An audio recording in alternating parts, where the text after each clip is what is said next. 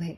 जमींदार, मुनीम और दो आदमी जिनके हाथ में लाठी थी, चारों लोग रामू के घर की ओर चलते हैं। जैसे ही रामू के घर के पास पहुंचते हैं, तो जमींदार और दोनों लोग थोड़ी दूर रुक जाते हैं।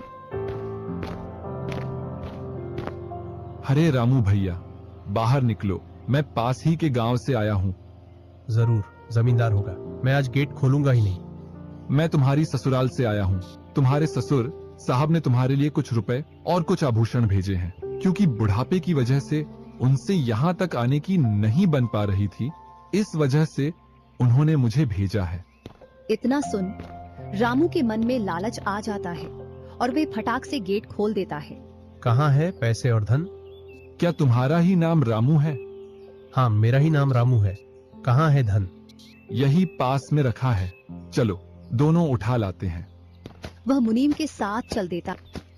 थोड़ी दूर चलने के बाद मुनीम जमींदार जी को बुला लेता है। जमींदार और दोनों लोग रामू के पास आ जाते हैं।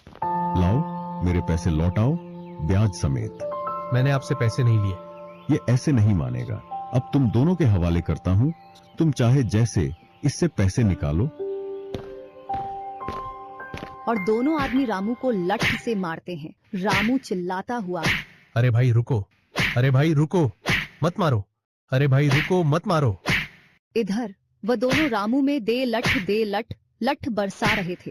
तभी राजू गेट खोलकर देखता है तो रामू पर कुछ लोग लठ से वार कर रहे थे। तो वह दौड़कर उनके पास आता है और बोलता है, अरे भाई रुको। इस रामू ने आज से 5 महीने पहले मुझसे पैसे लिए थे। जब लौटाने की बारी आई तो बहाने कर रहा था। कितने पैसे हैं? 2000। रुको, मैं लाता हूँ।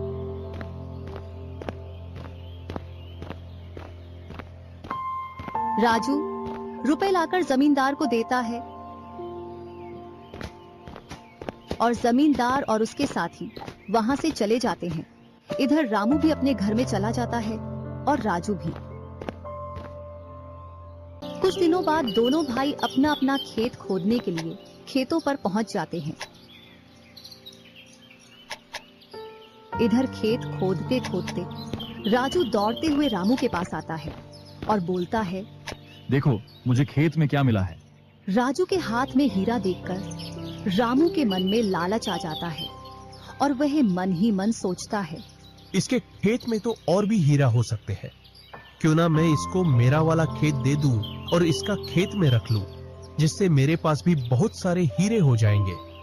मैं क्या बोल रहा था, क्यों ना तू मेरे वाले खेत पर फसल कर ले।